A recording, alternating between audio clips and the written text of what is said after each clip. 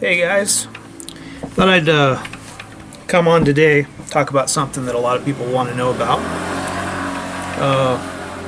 What it's like to be divorced in Japan. What it's like to go through the divorce process. In my case, I'll tell you the story of what happened with me. My first Japanese wife actually ended up having 3 abortions and not telling me about any of them. And I also found out after I separated with her and came back to the U.S. for a while, and a lot of her friends and people in the area had thought the reason why I all of a sudden left her very quickly was because she had cheated on me. And I found out later that that probably was true.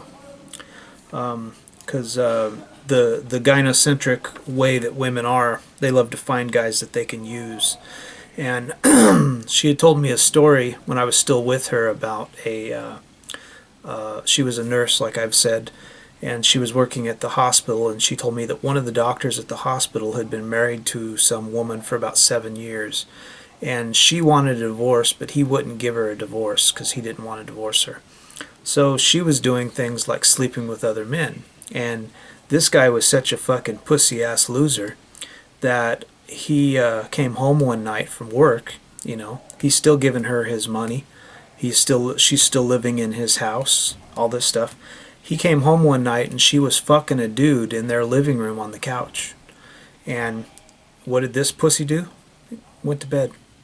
He just left her there. He never got any sex from her. She didn't sleep with him or anything. She was sleeping with other people. That was her thing. So, of course, my wife thought that this was a perfect guy. Got a lot of money. He's a doctor, and he works at the hospital that she works at. So chances are, from what I've heard from other people, that she actually slept with him. So I had found out that she had two abortions before that. And as I had said in another video, that by the end of our relationship, it wasn't very long. We're talking like almost 2 years in America, and then 3.5 years in Japan. So only about 5.5 years we were together. And by that 5.5 year mark, she was convincing me all the time, and had me to where I could hardly even get my dick hard, because this is something that women like to do. They like to fuck with your manhood. She was always worrying about getting pregnant. So she didn't want to take the pill, and she would just say, well, we just won't have sex. And I was like, well, I don't give a fuck, whatever. So I didn't really care. Some people know, on my channel I'm asexual, so I don't really give a fuck anyway. But it is nice to, if you're married to somebody, to at least be able to have sex. And so it was about every 3.5 to 4, maybe 6 months by the end. So I think at that time she was actually having sex with someone else, the doctor, or whatever. So I left. I went back to the U.S. What got me to go, kind of like the nail in the coffin, was me, her telling me that she was going to get the 3rd abortion. And I said, okay, whatever. Yeah, sure. So I took her to the abortion clinic, and the same night I stayed up and I got on the internet, and I made reservations for a plane ticket, and I flew back to the U.S. a week later. And I had a little K-van, a little like Mitsubishi minicab, this little tiny K-van.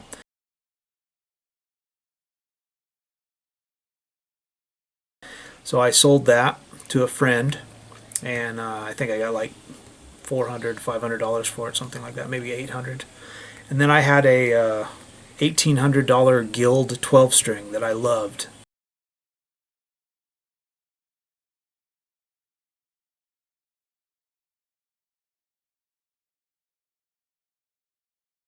And I sold that to another one of my Australian friends and clients that bought a car off me.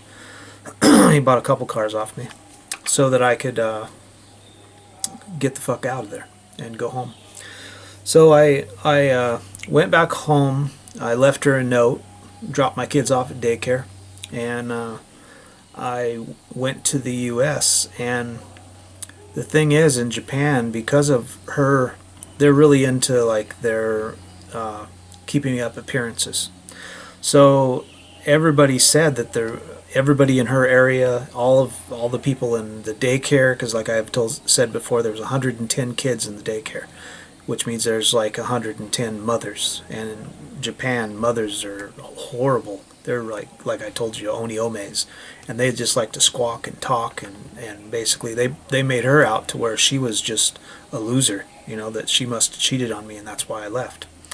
So I was gone for, I left in October, November, I think it was something like that, October I think, and by January she had convinced me to allow her to come to America to see me. And you know, this is the big thing for me. I'm adopted. I was adopted, and I'm going to talk about this in another thing about my adopted parents, but my mother, my adopted mother, could never have kids, so I was her only adopted kid. I was her only son, and I had been married twice before her, and I had a son, but she had never met him. And my mother still lives in America, in the state, in the city where that son lives at, and they've still never met, you know. So my mother had only seen my son till he was a year old, and then we flew and we went to Japan, and she's only seen him since then, when she came in January to see my kid, to see me, and came to America. And that was the only time my mother had ever seen my second son. And they stayed there for a week and a half or something like that. And then she flew back to Japan. And my mother had never seen my son, which he was already like 3 or 4 by then.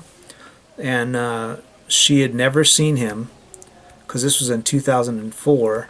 So he was like 3 and a half, somewhere in there. She had never seen him, and since then she's never seen him.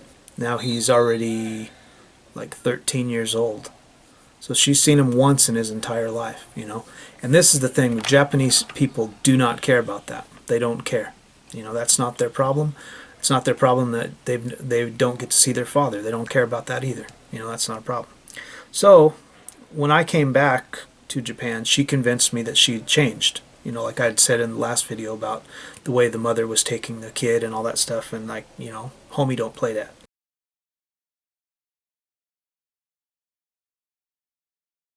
So I didn't think that was cool. I thought that was fucking bullshit. So she convinced me that it had changed and blah, blah, blah. And so I came back to Japan. And I came back to Japan a year and a month after I left. I came back in November of 2004. And I had left in October of 2003, you know. So when I got back, I realized it took me about a month to realize that it hadn't got better, it had got worse. And so at that point, all I was trying to do, and I was dumb, I should have just got a citizenship. I could have. I had enough visas from Japan to get a citizenship. I thought I was trying to figure out a way to stay in Japan and be able to see my kids, but divorce her. You know, which that's what I was worried about, because I'm adopted and I don't have any blood family besides my son in America, which I don't really consider him, you know, much. So my 2 kids here in Japan, I raised them, you know, so I wanted to stay and be around my children. So I in that time there was a lady that I met, my 4th wife, who was at the daycare. Her kids were at the daycare with my kids. So I started to we went out on a whole thing with like 4 other moms and stuff, and I really got friendly with her, and we went to karaoke, and then we went to a movie, and then we started dating. And That was in March of 2005. So my wife found out, and I played it off like we weren't actually dating or doing anything like that.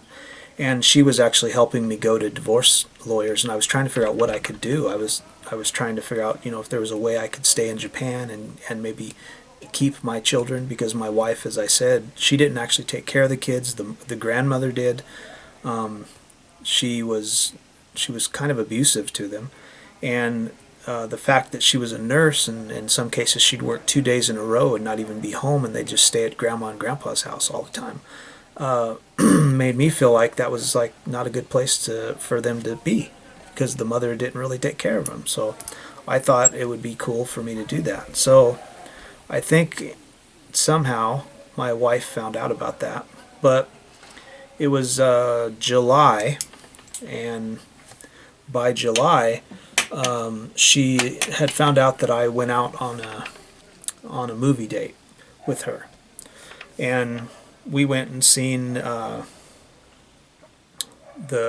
something of the Spotless Mind with Jim Carrey. I forget what it is. The Eternal Sunshine of the Spotless Mind or something like that. And when we seen that, and I got home, one of her friends from her work had seen us. So she just went off and wanted me to stop seeing her and all this stuff. And at this time, like I said, we weren't even having sex. I think in the entire time that I was dating my new wife, which became my wife, I'll tell you in a minute, the entire time that I was dating her, from March till the end of July when we decided to get a divorce, I slept with my wife once. So this is a thing that women like to do here in Japan. They like to control you, and you're working your life away. You're killing yourself so that you can give them money, and the only thing that they should have to do, like I say, the only thing they have to offer is kids and sex. So they should at least feel obligated to at least give you sex, and they don't feel that way. So she was all pissed off that I was getting my sex someplace else, though I never told her that, but she just suspected it.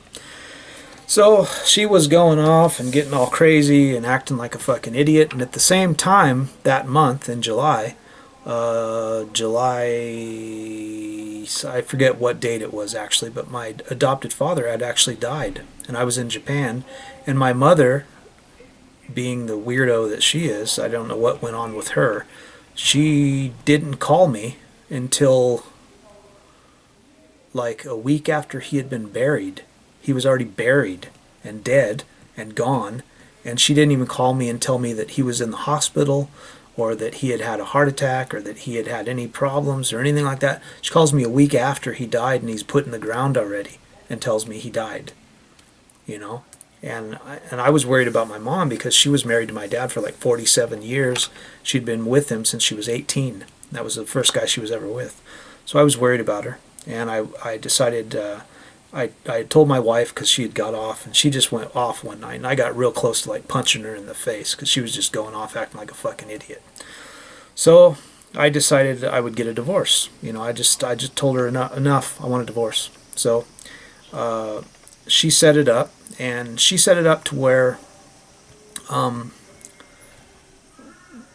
was leaving 1 week after the divorce process. And it was weird, because my divorce lawyer was actually, the way she was acting like she was in cahoots with her divorce lawyer and the city of Kobe. So when I went in there, they had told me, like, today is the only day, which was bullshit. I found out later it was bullshit. Today is the only day that we're going to talk about your kids and about divorce. So everything has to be decided today. And she went in there and said, like, I was abusive to the kids and all this other bullshit, and lied. And then I told the truth. I was telling them what's going on with her and all this stuff, and that she was a nurse and she worked all the time and all this stuff. And they said, well, yeah, but she makes more money than you, blah, blah, blah, and all this stuff. And that's all that mattered, So in the end, what ended up happening was I signed away the rights to my kids, because I thought that would be everything would be decided that day. And come to find out that that's the reason why she had set it up to where I would be leaving a week later to go to Japan, to go to America, back to America. Because I could have just said, no, I don't agree with this. And I could have fought. And if I would have fought, I would have had to stay in Japan, you know. But she set it up to where everything was rushed so that I would have to do this because she wanted to take my kids. Because this is something I'll tell a lot of guys. Most of the really not overly attractive women will go to other countries to meet husbands, and then they bring them back here to have kids. Because my wife was a pretty plain woman, and nobody really noticed her. She was just kind of an average girl here. Not even really average, I would say. But the fact that she has Gaijin kids, foreign kids, it makes it to where everybody knows her, and that's what they want. They want that notoriety to where, oh, she's got, you know, Gaijin kids, and then they can get also that victim complex because they can be like, oh, your husband left you with the kids and blah blah blah, and it was her fault, you know. I could have gotten, like, you know, 2 weeks with me, 2 weeks with her, that kind of thing, back and forth, you know. But she didn't want that, you know. So I signed over my kids, and she had it set up to where she didn't want me to steal the kids and take them back to America. Because if I did that in America, if I, like, say I went to Kansas where my mom lives and took my kids back there, the way this law is set up in America, whoever files for custody first in Kansas gets custody. So if I would have flown back to Kansas, I could have filed for custody as soon as I got back to Kansas, and then they're mine. I would have the kids, you know, for good by law. So she didn't want that to happen. So she was worried, like, she would drop them off with me the last Sunday of every month, and that maybe I would take them. So she set it up to where it was supervised by her. So I had to be there with my ex-wife and my 2 sons, and it was only like 2 hours. So I went from being able to see my kids when I wanted to seeing them for 2 hours the last Sunday of every month because I was an abusive father. This is what happened. So, and this isn't rare. I mean, this is something that happens all the time here in Japan. So this is my part of my story. And after going back to America, I went there for 2 months, realized my mother was a little bit weird, and then came back. And I'll discuss what happened with my mother in another one, and I'll explain what happened with my second Japanese wife as well. But, like, this was the end of the story with my new wife, and basically that's what happened. The divorce proceedings were presided by kind of like a public defender for me, who spoke English and Japanese. And she was basically working for my ex-wife and her lawyer. So they were kind of like in cahoots together, trying to get me to give up full rights and custody of my kids. And it was very deceptive how they did that, you know. So that's basically what ended up happening. And I went to America for 2 months, and when I came back, I actually had to go back to court and fight to try to get to be able to actually see my kids those last days of the weekend, you know. So I actually ended up fighting for like I think I went to court like 2 or 3 days because I had to actually force her to do it. Because when I came back, I got remarried right away, immediately. Like within a week, I got remarried to my new wife. So I was married, and then I went into court with my new wife and tried to get to see them. And I had to force her to do that because she thought I would go bring my sons. That was the other thing. She thought I would bring my 2 sons to the new house with the 2 kids that they knew from daycare, which they were all friends, and that they would end up seeing what it was really like to be in a real family, because the way it was like with her was fucking crazy, you know. And she didn't want that. She didn't want her kids to be hanging out with my new wife. So she regulated that and got it to where I looked like I was the bad guy, when she was the one that probably slept with a doctor, you know. So that's my Japanese divorce story. of my first Japanese wife, what happened. And I'll go into further detail with my second wife and what happened with my mother as well. I'm going to tell you a whole story of what happened from when I was a kid until I stopped talking to her about 8 years ago. So I'll tell you why and what I figured out in the whole process. So if you guys like this video, share, like, and subscribe. If you got any comments, questions, whatever, leave them in the section below. See you.